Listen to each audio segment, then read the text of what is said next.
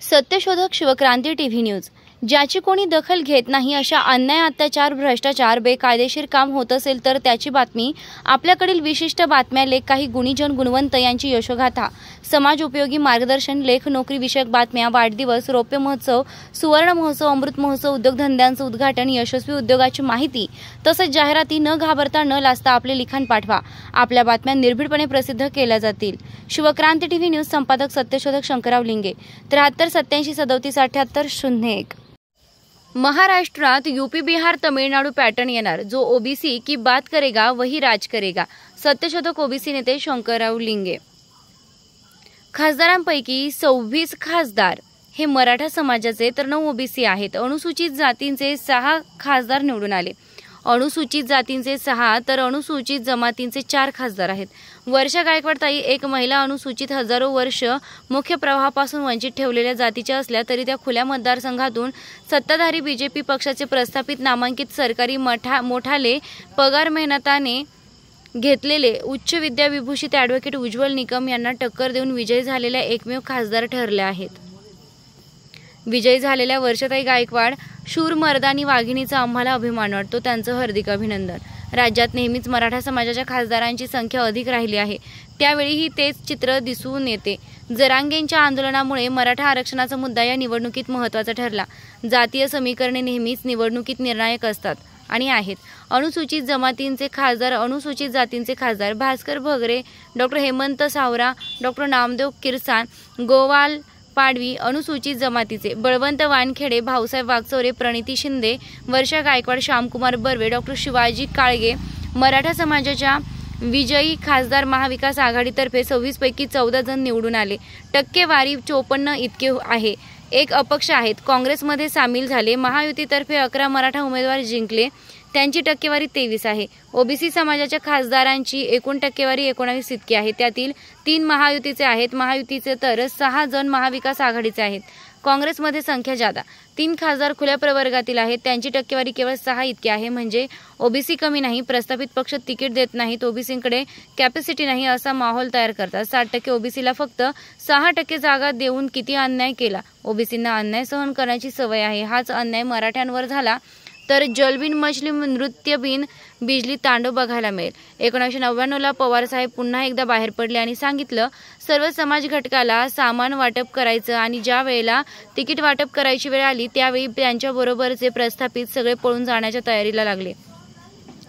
त्यामुळे पुन्हा त्यानं प्रस्तावना तिकीट दिले आणि मग कधी 56 तर कधी 71, 65, कधी 44 आमदारांवर आले। त्यांना कधी 3 आखाड्यात आमदारांची संख्या नेता आली नाही। त्यांचं एकमेव कारण इच्छा असून सुद्धा तिकीट वाटप सर्व समाजाला समान न्याय देता आला नाही। नाशिकराव तिरपुडे साहेब एकदा दलित नेत्यांनी करून दाखवलं, 200च्या वर आमदार निवडून आणून दाखवले, ते प्रस्थापित पवार साहेब कधीच करता आलं नाही। हे त्रिवार सत्य आहे। सत्य कडवा असतं म्हणून ते कोणी सांगत नसतं। त्यांनी 1999ला सर्व समाजाला समान वाटप केलं असतं तर ते देशाचे पंतप्रधान झाले असते आणि महाराष्ट्राचे मुख्यमंत्री छगनरावजी भुजबळ झाले असते। मराठा समाजाचे खासदार स्मिता वाघ, शाहू छत्रपती, डॉक्टर शोभा बच्चाव, नारायण राणे, श्रीकांत शिंदे, उदयनराजे भोसले, नरेश म्हस्के, विशाल पाटील, सुप्रिया सुळे, मुरलीधर मोहोळ, श्रीरंग बारणे, धैर्यशील मोहिते, धैर्यशील माने, संजय देशमुख, अरविंद सावंत, प्रतापराव जाधव, राजाभाऊ वाजे, निलेश लंके, ओमप्रकाश राजे निंबाळकर, डॉक्टर कल्याण काळे, संदीपान भुमरे, वसंत चव्हाण, नागेश आष्टीकर, संजय जाधव, बजरंग सोनवणे, अनुप धोत्रे। ओबीसी खासदार रक्षा खडसे, प्रतिभा धानोरकर, सुनील तटकरे, रवींद्र वायकर, डॉक्टर अमोल कोल्हे, डॉक्टर प्रशांत पडोळ, अमर काळे, संजय दिना पाटील, सुरेश बाळामामा म्हात्रे खुला प्रवर्ग, नितीन गडकरी ब्राह्मण, पियुष गोयल अग्रवाल, अनिल देसाई सारस्वत ब्राह्मण। ओबीसी एल्गार सभेला विरोध केला अशा उमेदवारांना सढळ हातानं मतदान केले नाही। पंकजाताई मुंडे, धनंजय मुंडे यांची गत घर का ना घाटका झाली।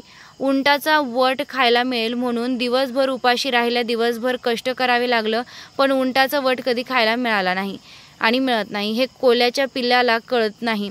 त्याप्रमाणे त्यांची आणि महादेव जानकर यांची गत झाली। जानकर कोणत्याच सभेत 1 मिनिट पण बोलत नव्हते वर्ध्यातील रामदास तळस आणि भिवंडीतील कपिल पाटील यांनी जाणून बुजून सभा फेल केल्या.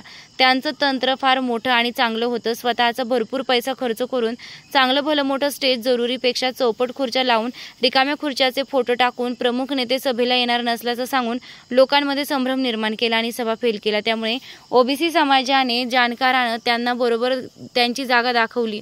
राधाकृष्ण विखे पाटील यांनी मराठ्यांची बाजू घेत भुजबळ साहेबांचा राजीनामा मागितला. त्यांचा मुलगा सुजय विखे पाटील स्टँडिंग खासदार यांना घरी बसवलं. माळ्याचे स्टँडिंग खासदार रणजितसिंह नाईक निंबाळकर यांनी मराठ्यांना ओबीसीतून आरक्षण द्यावे म्हणून संसदेत भाषण केलं होतं. ते ओबीसी विसरले नाही. त्यांना फलटणमध्येच थांबवलं. पंढरपूर, तारापूर, नाला येथे माळी समाजाच्या अपंग अनाथ तरुणास ठार मारले. कोणत्याही पुढाऱ्यानं चौकशीसाठी सहभाग दिला नाही. त्यामुळे सोलापूर मतदारसंघातील दिग्गज आमदारांचे ओबीसीने ऐकले नाही. स्टँडिंग शीट गेली. नाशिकमध्ये छगनरावजी भुजबळ साहेब यांना डिवचवलं. आशा दाखवली. त्यांचा अपमान केला म्हणजेच ओबीसींचा अपमान केला. नाशिक आणि दिंडोरी ओबीसीनं दोन्ही ठिकाणच्या सेटिंग उमेदवारांचा गेम केला. भुजबळ साहेबांना ओळखलं नाही. तार प्रचारक असताना त्यांचा उपयोग करून घेतला नाही. हे ओबीसींच्या जिव्हारी लागलं. साहेबांनी कुठेही न सांगता ओबीसीने शिर्डी, धुळे, नंदुरबार, शिरूर या ठिकाणचे महायुतीचे उमेदवार हारले. सांगलीमध्ये ओबीसी बहुजन पार्टीचे अध्यक्ष प्रकाश अण्णा शेंडगे यांच्या गाडीला चपलांचा हार घातला. गावोगावी गावबंदी केली. प्रचार करू दिला नाही. ओबीसीने दोन्ही प्रस्थापित उमेदवारांचा काटा काढला. म्हणजेच एका मतदारसंघात 25 ते 50 पर्यंत उमेदवार उभे राहिले. त्यांनी खाल्लेल्या मतांची बेरीज केली तर पडलेले उमेदवार त्या मतापेक्षा कमी मतानं पडलेले आहेत. त्यामुळे 30 ठिकाणी सत्ताधारी महायुती पक्ष आणि 17 ठिकाणी महाविकास आघाडीला फटका बसला आहे. त्यामुळे ओबीसी जागृत नाही असं समजू नका. आता सुरुवात झालेली आहे. मराठा समाज राजकारणामध्ये राजवाड्यापासून आहे. साधन संपत्ती आहे. पाटील, देशमुख, सर्व देवस्थान ट्रस्टी अध्यक्ष, ट्रस्टी, जमीनदार, जहागीरदार, वतनदार सगळं काही त्यांच्याकडे आहे. शिवाय देश स्वतंत्र झाल्यानंतर काँग्रेसनं जे पाहिले ते दिले. शाळा, कॉलेज, बँका, सहकारी संस्था, कर्जमाफी, सबसिडी, अनुदान भरपूर संस्थांना दिलेलं तरी सुद्धा ते त्यांना सोडून गेलेले आहेत. अशा वेळ आलेले आहे काँग्रेसनं सुद्धा 1980चा पॅटर्न वापरण्याची. सर्व प्रस्थापित शरद पवार साहेबांसहित काँग्रेसला सोडून गेले होते. तरी सुद्धा नाशिकराव तिरुपुडे, अंतुले साहेब यांच्या नेतृत्वाखाली 200च्या वर आमदार आले होते. त्यांची पुनरावृत्ती करायची असेल तर प्रस्थापितांना सोडून जर काँग्रेसनं तिकीट दिलं तर काँग्रेस आजही मजबूत स्थितीमध्ये येऊ शकते. भाजपनं तर आता जरूर प्रयोग केला पाहिजे. त्यांना मराठा समाज अजिबात मतदान करणार नाही. पुढे भाजपनं मराठा सोडून उमेदवार दिले तर भाजपा तरुण निघू शकते. मग तुतारी असू द्या, मशाल असू द्या, घड्याळ असू द्या, नाहीतर धनुष्यबाण असू द्या, या सगळ्यांनी सर्व मराठ्यांना तिकीट दिले तर चालेल. बघूया कोण निवडून जास्त येते ते.